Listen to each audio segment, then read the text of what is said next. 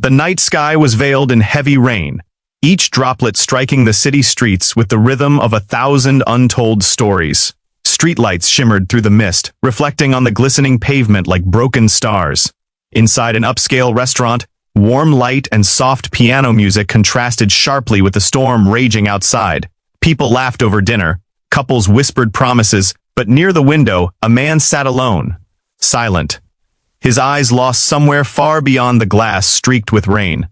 Alexander Reed, 36, billionaire CEO of one of the country's fastest-growing corporations, was used to being in control of everything, except his own heart.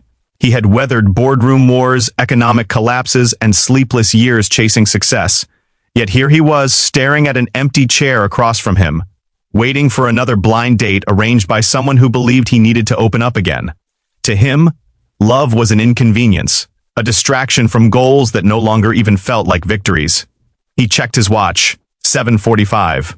She was 15 minutes late. His patience, like the rain outside, was wearing thin. He hated waiting. He had built his empire by moving fast, acting first, thinking later. And yet, here he was, motionless, detached, counting minutes he'd rather spend in solitude. He stood up, reaching for his coat, ready to leave before the evening turned into another meaningless ritual.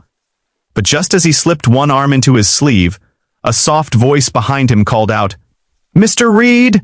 He turned, slightly annoyed, and froze. Standing at the entrance was a woman in a pale lavender dress, damp from the rain. Her hair, dark and wavy, clung to her face, and her cheeks were flushed from the cold.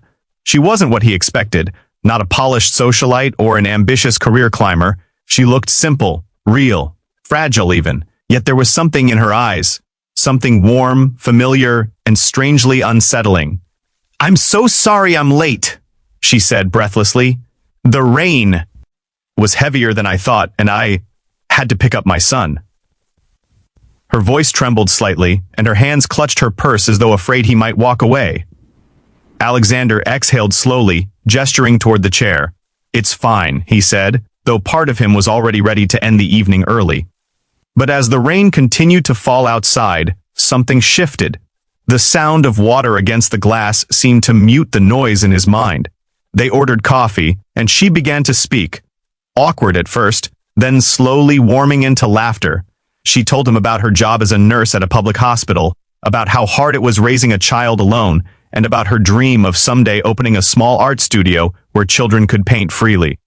Alexander listened in silence, half interested, half curious. There was sincerity in her words that he wasn't used to hearing.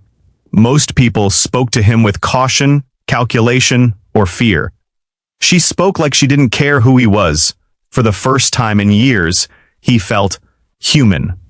Then, as the waiter cleared their plates, her tone shifted. Her eyes softened, her fingers traced the rim of her cup, and she said quietly, "You probably don't remember me, Mr. Reed, but I remember you." He frowned slightly, caught off guard.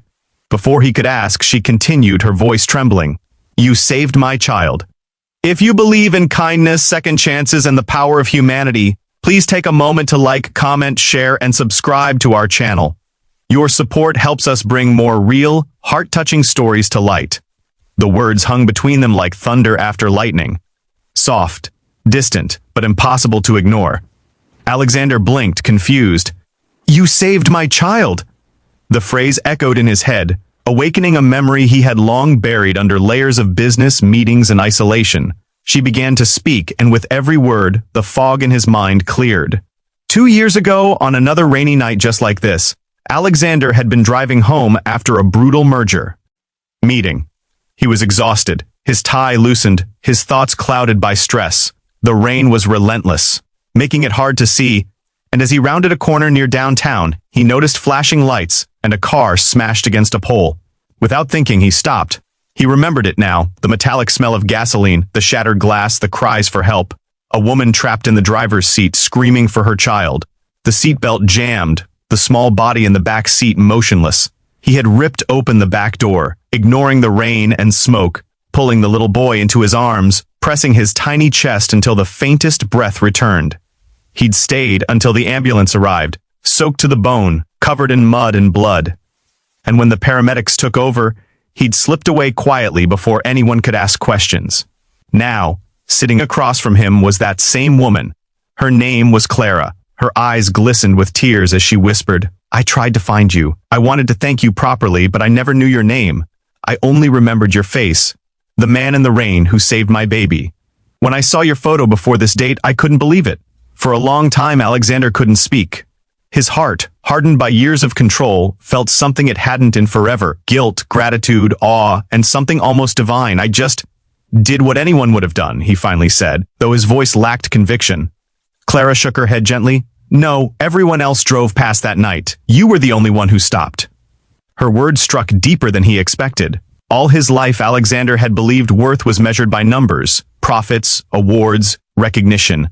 But here, across a candlelit table, was proof that the smallest act of humanity could mean more than all of it combined.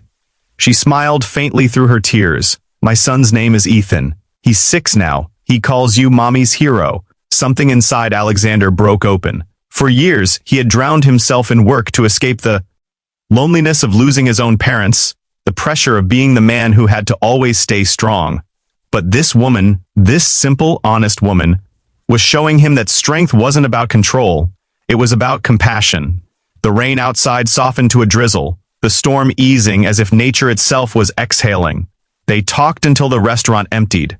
She told him about Ethan's drawings of rockets and stars, about nights spent reading stories by flashlight during power cuts. He found himself smiling, not because he was supposed to, but because he wanted to. When the evening ended, Alexander walked her to her car. The pavement shimmered under the dim streetlights, puddles reflecting their faces. She turned to him, hesitating. "Thank you again," she said softly. "Not just for that night, but for tonight too. I didn't think I'd ever smile like this again." He watched her leave, her car lights disappearing into the rain, and for the first time in years, he didn't feel empty. In the days that followed, their paths kept crossing. At first, it was coincidence, a text, a coffee, a shared story, but soon it became something neither could ignore. He began visiting her and Ethan. The boy's laughter filled the spaces in his heart he didn't know existed. Ethan adored him. The first time Alexander helped him with homework, the boy proudly said, "Mommy's hero is my best friend." Alexander had to look away to hide the emotion burning behind his eyes. Slowly, Clara and Ethan became part of his world. Not the world of polished floors and conference calls, but the one filled with warmth, laughter, and real meaning. Alexander started changing. He smiled more at work, took time off to volunteer, and began seeing life not as a ladder to climb, but as something to share. Months later, as snow began to fall outside his office window, he invited them both to dinner at the same restaurant where it all began. The place was decorated for winter. Soft lights, wreaths, the scent of cinnamon in the air. Ethan sat between them, giggling over dessert, while Clara looked at Alexander with quiet affection. When the waiter stepped away, Alexander turned to her and said softly, "You once told me I saved your child, but the truth is, you and Ethan saved me."